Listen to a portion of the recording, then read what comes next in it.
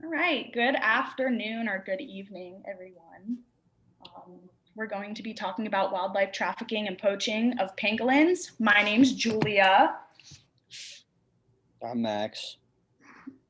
I'm I'm Keely. Graham. Awesome. So basically, animals are trafficked around the world every day for the purpose of earning profit. Many animals have suffered and died due to the hands of human cruelty and curiosity and of the basic human ego. Basically our paper and this presentation goes over what animal trafficking is and talks about the most trafficked animal in the world, the pangolin. Okay, so wildlife crime is a very large business. It's a lot of wildlife trafficking and poaching is not illegal. However, what we are examining today is these this poaching and trafficking. They are run by it's run by very large and dangerous criminal networks, often selling and trading um, the wildlife on the black market. Um,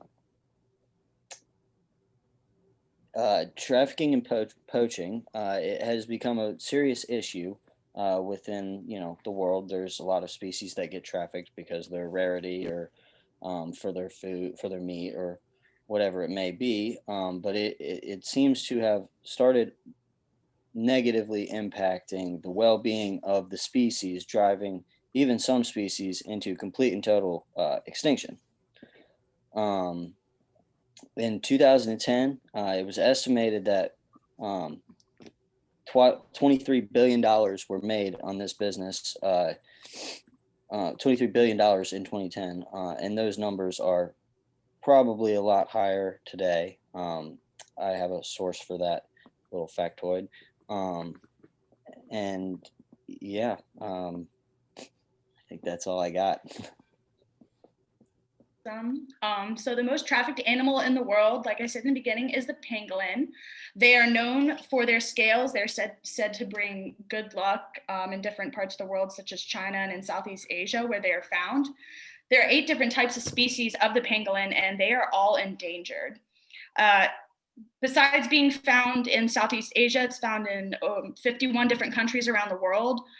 Um, the IUCN Red List of Threatened Species actually lists it as one of the most endangered species, and it is basically known as a delicacy in parts of China, which is why it's trafficked. It's trafficked for many reasons, though. Their meat and scales are a delicacy, and they're said to possess healing qualities, and the scales are actually used in many traditional medicines. The pangolin is often demanded by rich and wealthy folks around the world who wish to prepare and consume dishes. This is part of the cultural aspect of different parts of Asia. It's part of Asian culture to consume rare and exotic animals for social class and social status. Over the years, between like 2000 and 2013, it was recorded over 1 million pangolins were trafficked around the world. And in a study conducted between the years of 2010 and 2015, quote, a total of 1,270 seizure incidents were collated, which included at least 20,000 kilograms of pangolin body parts. China contains the highest demand for pangolins, considering it's a tradition and culture, like said before, to consume rare and exotic animals. Pangolin scales are used in Chinese medicine, and it's just a luxury meal. One source that I discovered called $3,000 meal is actually based all about the pangolin, because it is in fact a $3,000 meal, because the pangolin is such a rare delicacy for people to consume.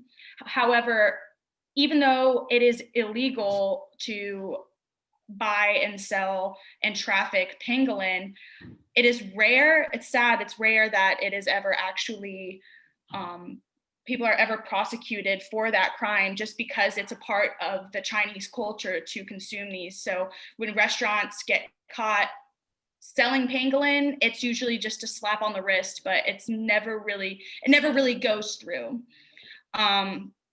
it almost seems that considering the ban, that it almost makes the pangolin even more of a delicacy because there's that hint of crime that goes with it. All right.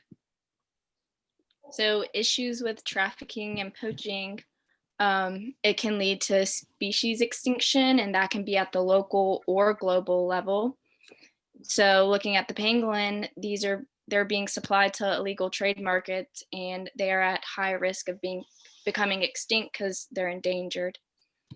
There's also, it can cause population losses and can create sex ratio imbalances, and that can potentially slow the rate of reproduction rates. So that's because there's less females than males or vice versa. And then the handling of the animals is awful because the transportation, it oftentimes causes them to become sick, injured, starve, and potentially die. And how do we stop this? Well, one thing you can do is bring awareness to this issue. Most people don't even know what a pangolin is, and they don't know that it is the most endangered species in the world. So bring awareness to this issue. Spreading awareness might start to pressure governments and law enforcement to actually act on the illegal trades of this animal. Secondly, report any illegal activity.